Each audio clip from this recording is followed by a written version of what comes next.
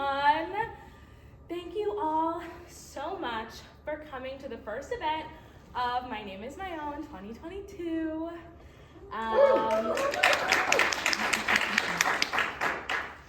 So for those of you who have maybe not experienced My Name Is My Own before, or who just want a clarification, the primary mission of this event is to provide support to Oberlin communities that identify as queer and of color. Today is our first event with Unapologetically Intersectional, Navigating Life as a Queer Brown Man. And this will be done by Jiwanmall. So Stephen is an assistant professor of communication at LaSalle University in Philly. His career spans a decade in journalism, public relations, and video production.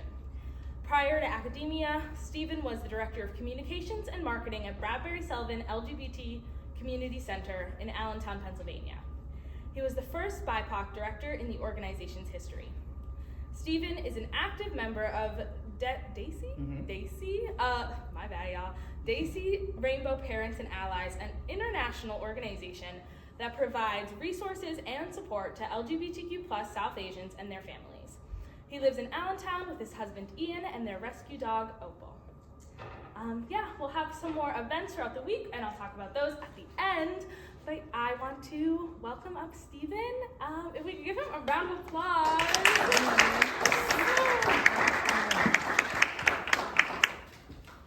Hi, y'all. Water break. Hold on. Okay.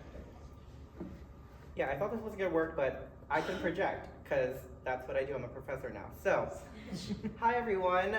My name is Stephen Jiwanmall. I use he/him pronouns. I live in Allentown.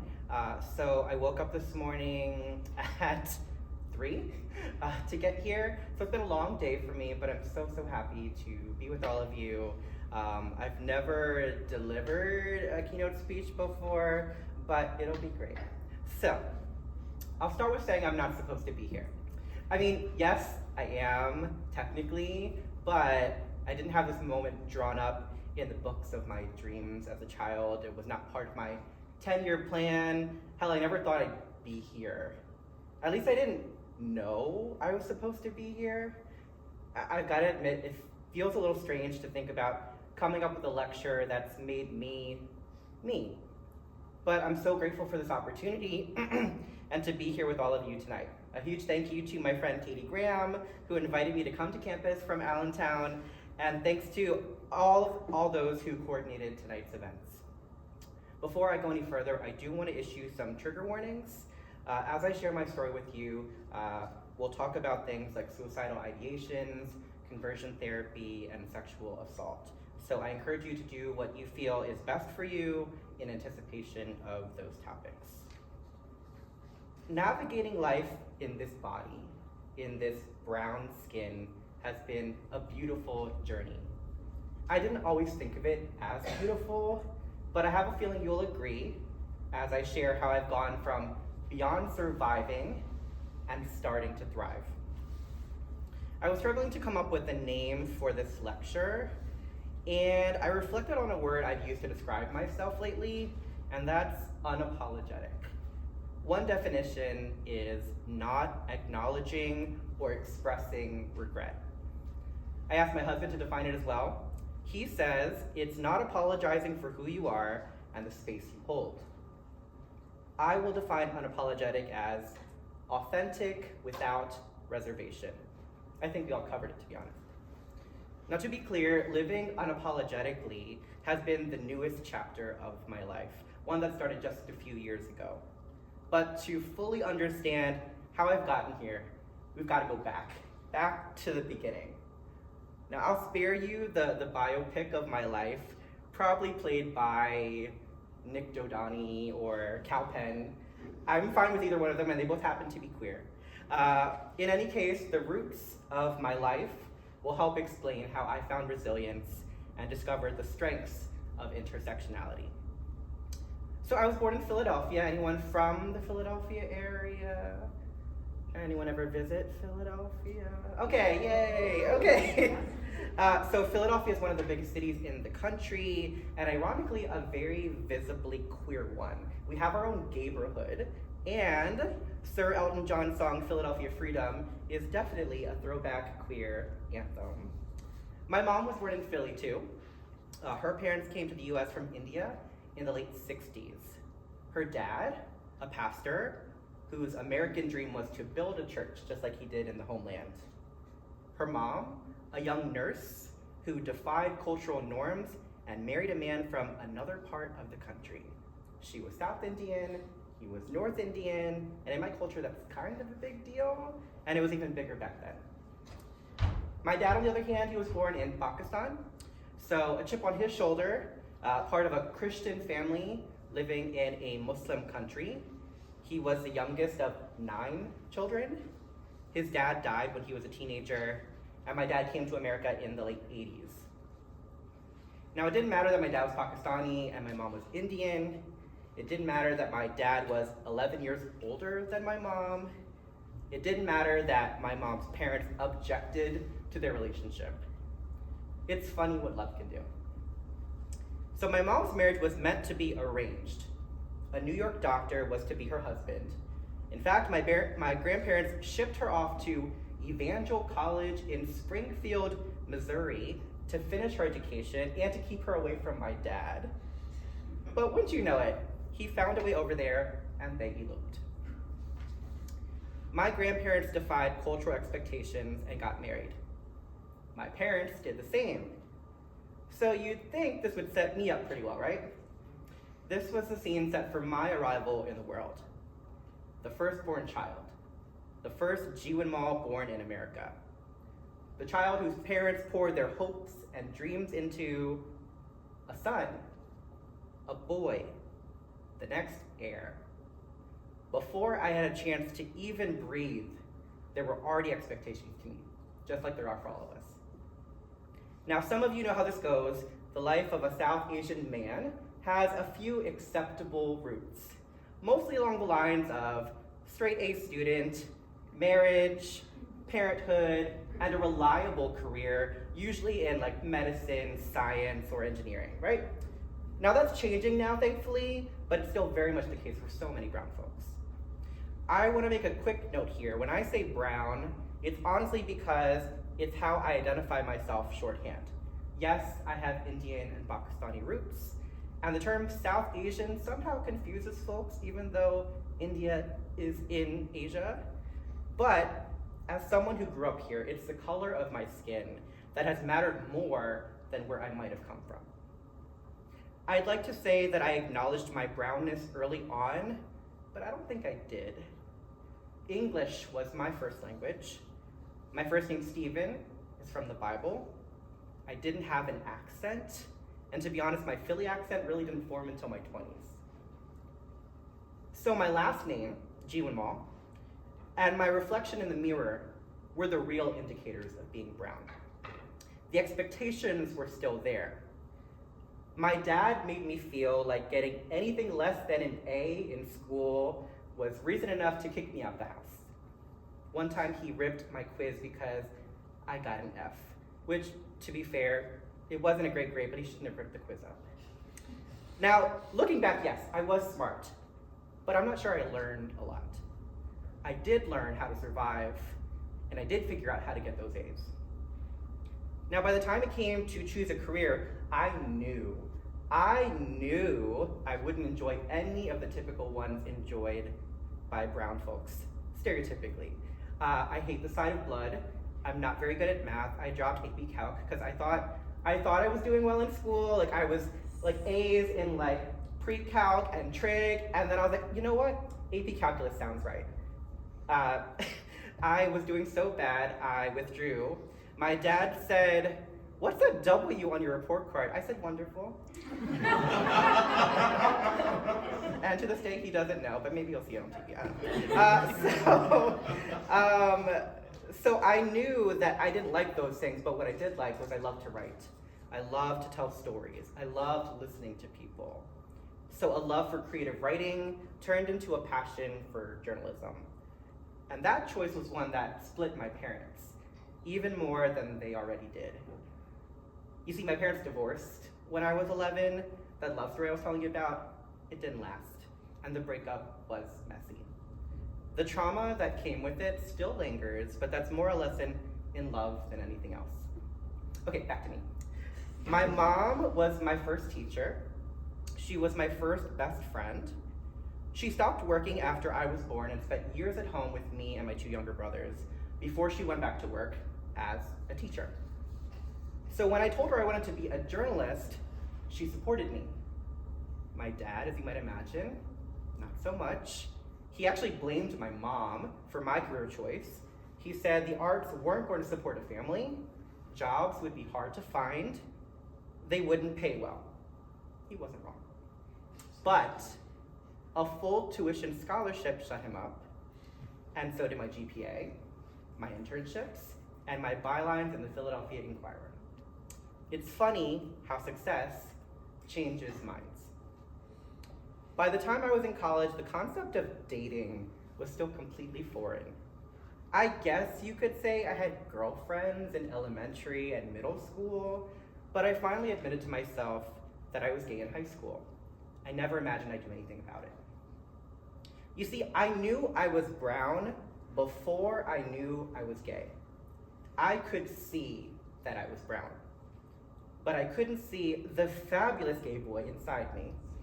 I saw glimpses of him from time to time, only to be pushed away by commands from my father. Don't walk like that. Why are you sitting like that? Stop leaning your neck like that. Act like a man. You'll never find a wife if you keep doing this.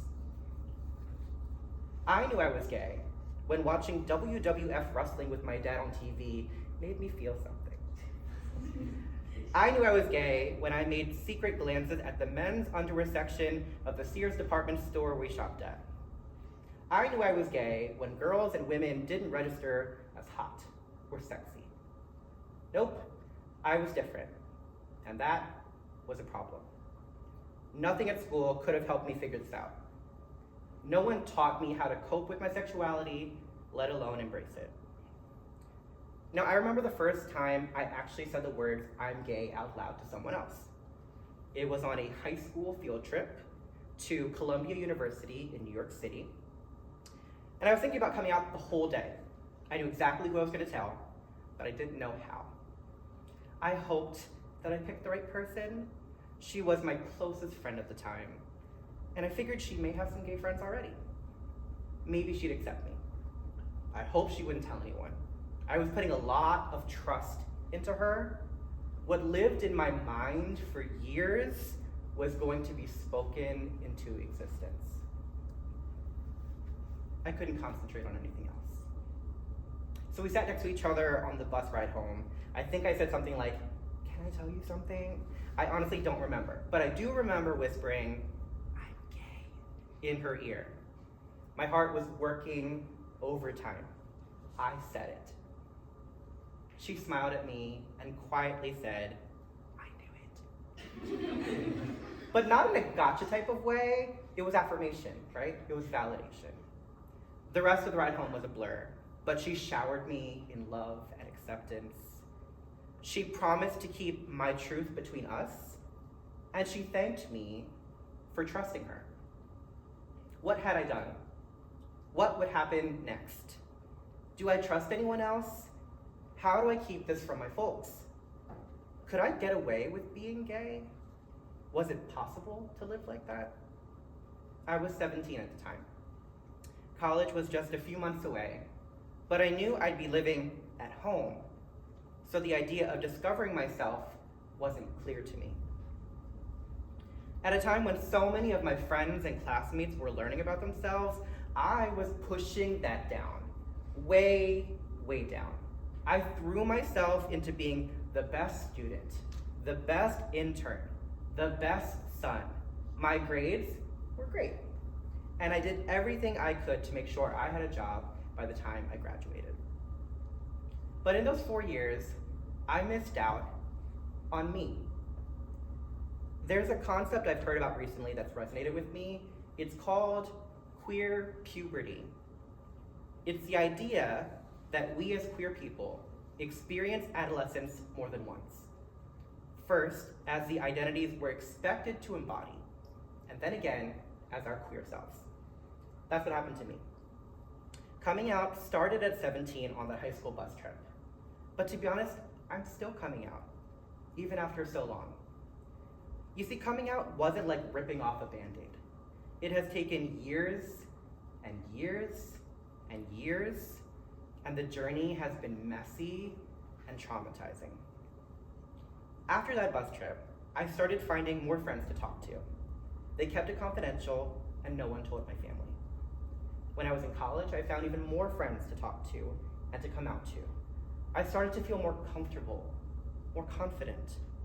But at the same time, I was more terrified, more anxious about what would happen if my parents found out. You see, my family isn't just brown. They're Christian too. It's like a double whammy of conservative culture. If it wasn't said at home, it was definitely said at the pulpit. Men need to get married and start families. God will bring you your wife. Start praying for your life partner now. We won't arrange your marriage. Now that last one was a relief. It bought me some time, but not much. I'm gonna fast forward a bit. I didn't do much about discovering myself in college, but grad school changed things for me. Guess where I ended up? Columbia University in New York City, the first place I ever came out. This was the first time I lived away from home. Here was my tried and true strategy. Power on with school. Push away those thoughts. Try to find a girlfriend. Find a job before you graduate. Can I tell you how awful that plan ended up? I was losing weight, my grades were dropping, my mind was racing, I had no money, I was beginning to regret everything. I tried convincing everyone at Columbia that I was straight. I would actually tag along with gay classmates and go to gay bars and still swear that I was straight. I would cuddle with guys and insist that I was looking for a wife. I still hadn't had my first kiss, and I was in my 20s. Looking back, I was protecting myself. I felt like I had gone too far with coming out, to the point where my family could have found out. I needed to pull it together. I needed to be straight. I needed not only a job, but a girlfriend to introduce to my family. But I couldn't deny my truth. Not fully anyway. I spent spring break in Rome for one of my classes. Not only did I have my first taste of alcohol, but I finally started coming out to my classmates. I was hoping that thousands of miles of distance between me and my family would be the protection I needed to be open about who I was. So when graduation came along, I accomplished part of that tried and true plan. I landed a job, my grades got better, and I was still in the closet. But once you've experienced the joy of living authentically, it's really hard to live any other way. I started my professional career in journalism, but I was still living at home at 24. Now, with many brown families, leaving home isn't really an option until you've gotten married, and even then, sometimes you end up staying with your parents. I was struggling. My mental health was suffering. I couldn't see a way out of the bubble I was living in. My mood was changing. And then one night, I snapped. I had gotten into a fight with one of my brothers. Then my mom got involved. I don't remember the specifics, but my dramatic ass decided to storm out of the house. And just before I slammed the door, I said, "By the way, I'm gay." Pro tip, never come out in anger. Not only did I just throw away years of caution, I forgot to take my fucking phone with me when I made my exit. When I eventually came home, my mom was waiting for me. I remember trying to get my phone and go back to leave, and she stopped me. She literally sat on me, and she called my dad. She said, "You're telling him right now." Side note, my parents never agree on anything, especially after the divorce. Nothing brings them together. except for this. Okay, here's where some of you may experience triggers. My parents decided to use their Christian faith to fix me. They took me to a church we'd never been to before. They introduced me to a pastor, some old white guy. They told me I needed to talk to him about what I was going through. God would heal me. I needed to commit. Every week, I would drive to that church, and that man would tell me why I was having these feelings and how God could change that. This was conversion therapy. Maybe it wasn't how I imagined it, but I knew that was what was happening, and I needed to find a way to stop it. My solution? Pretend it was working. I lied my ass off to a pastor, a man of God, in a church. I told him my urges were going away. I faked it so hard. And that's when things got stranger. Instead of ending our sessions, this man tried to turn from counselor to friend. I didn't know what to think of it, but I was just hoping the condemnation would stop.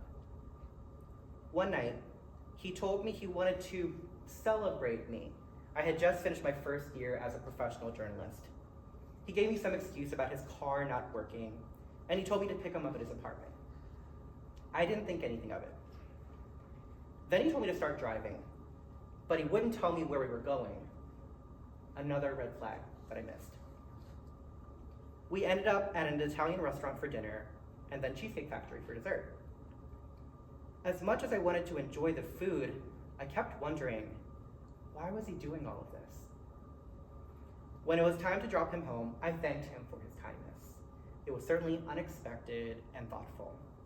I figured our time together in this weird-ass therapy session was coming to an end. But he didn't get out of the car. He looked at me, paused, and said, "You know, you're really special to me."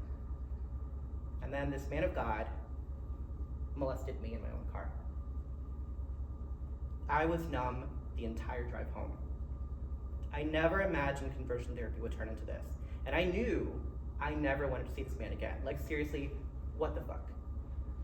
I told my mom what happened. And of course, she told my dad, who was about ready to murder this man. And that's when I begged them to stop.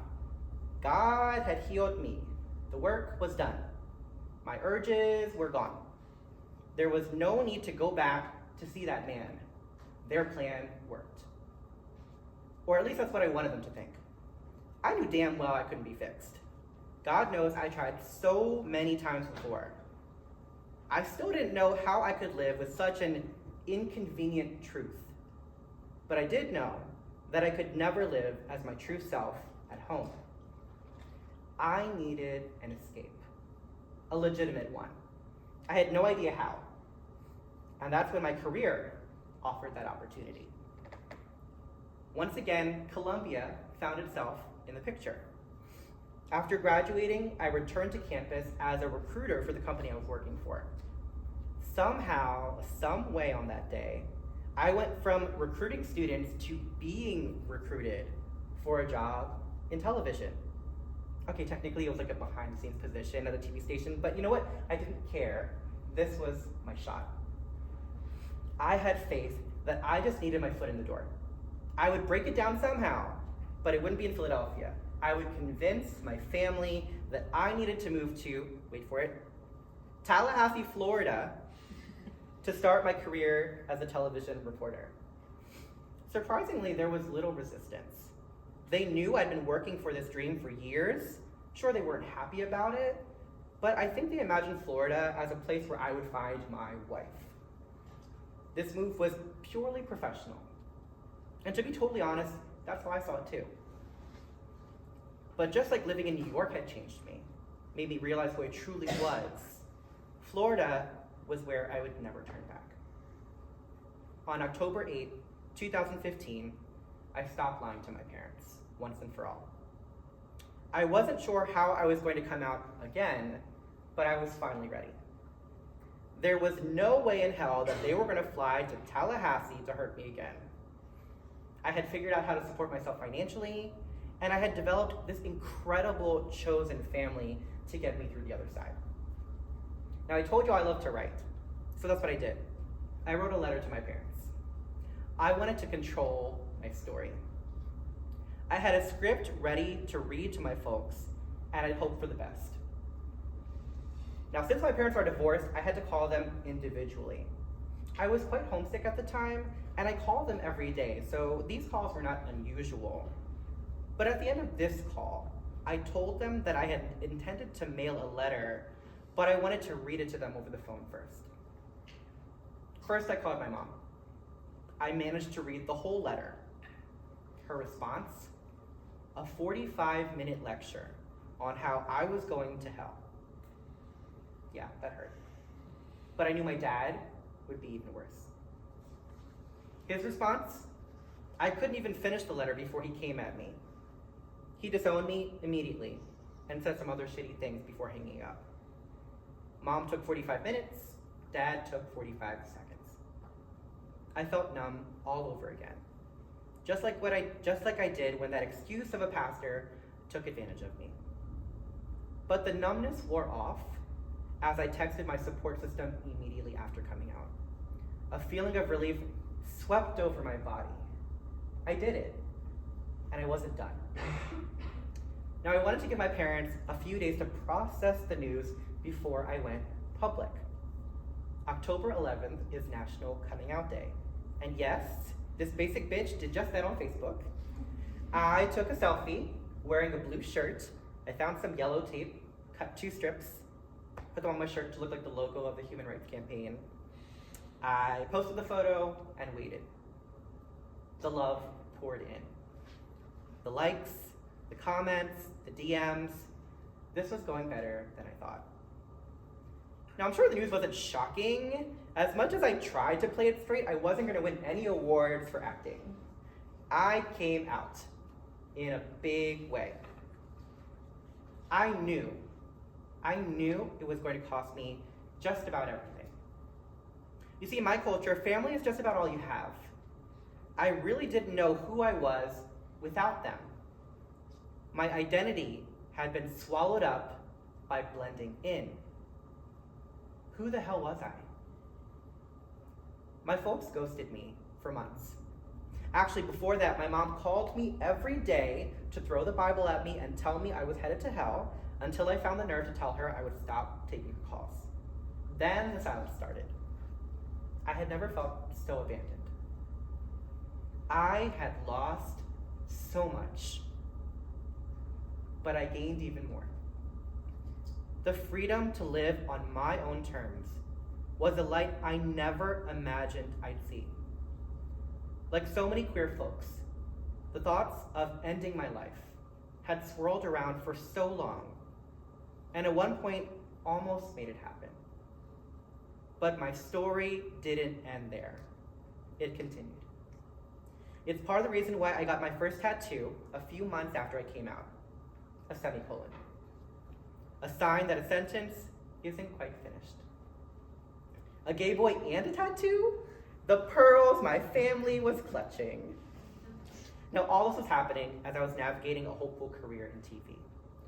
For what it's worth, my colleagues were incredibly supportive of my personal journey. I was making progress as a reporter, yes, but I was also owning my identity. At no point did my sexuality become a cause for concern in the newsroom. In fact, I actually reported on a story about marriage equality in Florida before I came out. I channeled my newfound fabulosity into finding queer stories in the community, introducing new voices, important voices, on TV. On June 12th, 2016, I woke up to the news that 49 people were killed at Pulse, an LGBTQ plus nightclub in Orlando. Now, at the time, it was the deadliest mass shooting in American history. Just a 4-hour drive from where I was in Tallahassee. My heart broke, and then it sank. Remember when I talked about queer puberty? I was discovering so much about myself after I came out. I was learning how to date, how to drink, how to hook up. And there were nights where I would drive to bigger cities to try my luck at gay bars and clubs. Pulse wasn't on my list, but it very well could have been. What happened there could have happened anywhere, as we just saw in Colorado at Club Q. The lines of being an objective reporter and a deeply impacted queer person were blurring. I had stories to report, but I also felt like screaming for change. When would enough be enough? Why was being queer a reason to be killed? In America, of all places. I could see how this might have played out in the homeland. India and Pakistan have a horrendous history when it comes to LGBTQ+ rights. Hell, death really isn't a stretch. And that's why coming out felt like such a risk. In my experience, I have felt that white gay men had it easier. Their families were likely more progressive. There was more visible acceptance. There was even some positive queer representation in media. But for a Gaysian like me, hell no. What do we have? George Takei? Maybe? But I never saw anyone who looked like me. I think that's why I felt so insecure about dating and hooking up. Drinking could only raise my confidence by so much. Grindr was my go-to, which tells you a lot about my sense of self-worth. When you're a skinny, gay, Asian twink in a college town of white boys on the DL, you're either fetishized as exotic and new meat, or you're immediately lumped into the well-known group of no fads, no femmes, no Asians. Yes, honey, it's real. If y'all thought queer folks were somehow free from being discriminatory, the truth is, the hate felt even worse coming from within my new community. Being othered in queer spaces as a double minority made me feel small, hopeless. Sure, I came out, but what was next for me? I didn't want to hook up. I still wanted that storybook marriage, and it was finally legal to do so. But how would that work for me when guy after guy found ways to make me regret coming out? The expectations of my family were thankfully irrelevant now, but what were my own expectations? How would I navigate life as an openly gay brown man? Would I feel even lonelier than I thought I was? A month after Pulse, my first boyfriend broke up with me. I had told him I loved him, and I should have seen it coming. He said we were on different pages. He wasn't an ass about it, that's just life. So rebounding felt necessary. I had this one coworker, and she said, you know what, Steven? The best way to get over somebody is to get under somebody. So back on Grindr I went. Now this one guy had been messaging me and trying to make conversation on the app, but I really wasn't here for it. I really wasn't present. I wasn't sure what I was doing anymore. He was polite and persistent. He asked me to meet him for coffee. I hate coffee. I'm a chai guy. It doesn't do a damn thing for me, but I agreed. I didn't have anything to lose. So we met at Starbucks.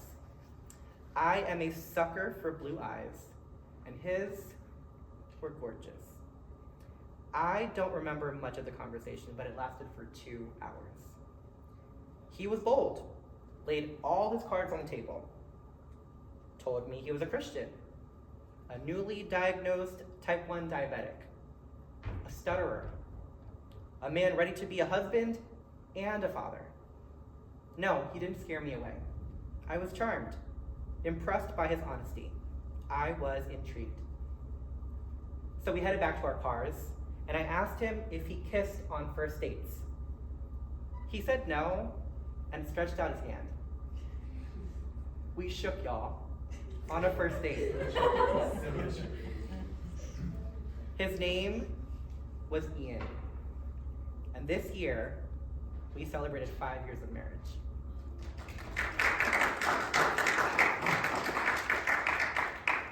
love story is one they should turn into an Oscar-winning film. A brown boy from the north meets a white boy from the south. A journalist meets a social worker. A courthouse wedding because our pastor couldn't officiate the ceremony without losing her job. Ian came into my life when I was ready to give up again. My suicidal ideations came back in an ugly way just a few months before I met him. I had a mental breakdown at work, and that led to a suspension and time in a psych ward. I was so done with life, and my first breakup felt like it would be the only relationship I'd have. So marriage is the miracle I celebrate every damn day. I found the love of my life, and I thank that 25-year-old Stephen for sticking around long enough to see it. You see, living unapologetically came from living as an apology, a sorry excuse of a person, someone who was tired of trying. For me, the key to being authentic without reservation was finally accepting that my brownness and my queerness were strengths, not weaknesses. And together, I was an unbelievably powerful person who had been through some tough shit and found a way to stay. I've always cringed when people would call me brave or strong or courageous. Coming out wasn't something I did for others, I did it for me. I did it to survive. I could not imagine living any other way, and I was willing to risk whatever it took to do that.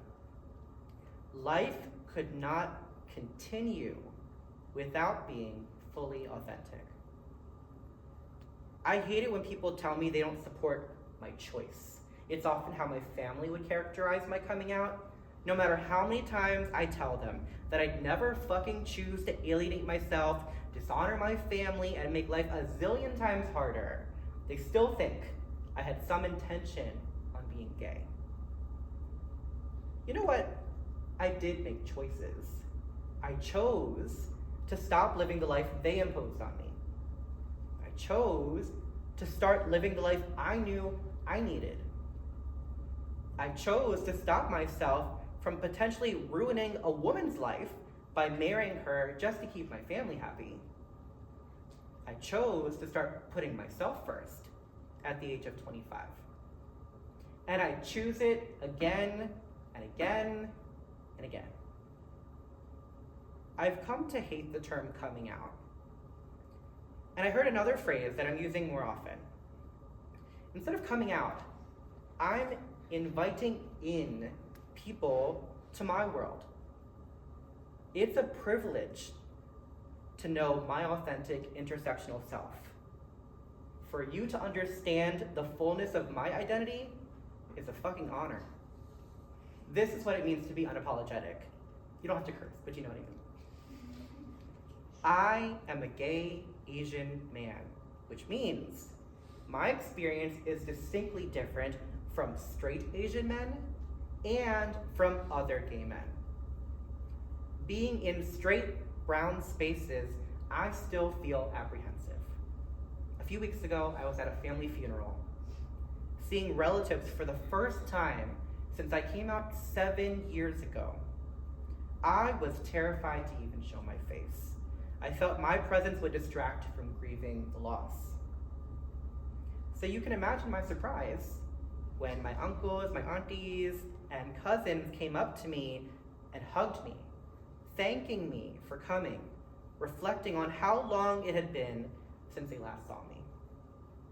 It might not have been immediate validation of my queerness, but I will take this reunion as a step in that direction.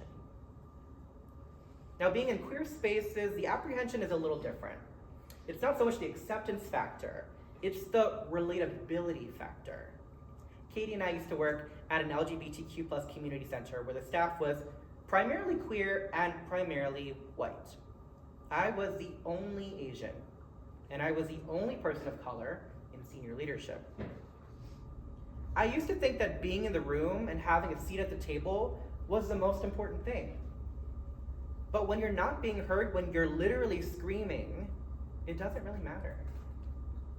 As much as I love the team I work with, there were times when the experiences and realities of queer people of color were ignored, dismissed, and minimized.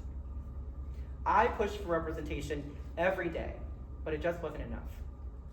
And I knew that carrying that responsibility wasn't meant to be part of my job. Queer representation in public spaces is improving, but intersectionality has yet to break through clearly. And it's deeply frustrating to someone like me who lives in multiple worlds by default. Though I may feel excluded from groups at times, I know inherently who I am. And I found others who are at that intersection too. Last year, I connected with a group called They See Rainbow, Parents and Allies. I was writing an article about them for Brown Girl magazine, and I fell in love with the group instantly. They See Rainbow connects LGBTQ+ South Asians and their families from around the world to resources and support groups. I had no idea that there were other queer brown folks like me. I started to see myself in such nuanced spaces, and my network of chosen family grew. Now, if you're queer and brown like me, I want you to learn more about this incredible group and others like it. I'm happy to connect with you after I'm done here. Being a queer person of color can feel isolating and unrelatable depending on the environment you find yourself in. While I hope what I've shared tonight helps in some way, I want to leave you with a challenge. Recently, I've heard a term that can be used to replace BIPOC, which stands for Black, Indigenous People of Color. Often this term reinforces a minority status while working to promote diversity.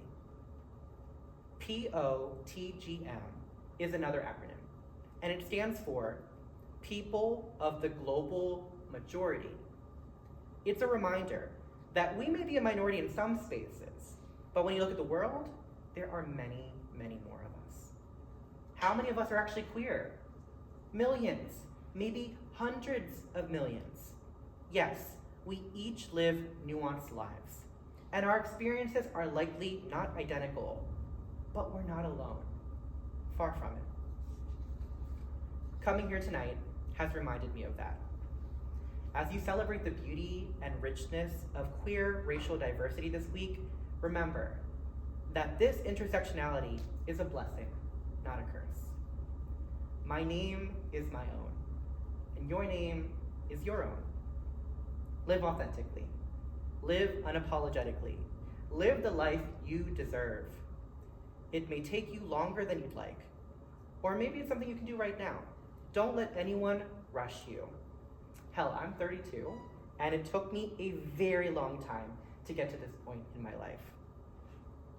Maybe some of you can't fully relate to what I've shared tonight, and that's expected, honestly. But I challenge you to continue to make space in your hearts, in your minds, and in your homes for folks like me. Beautiful queer people of the global majority. Thank you for allowing me to share part of me with all of you.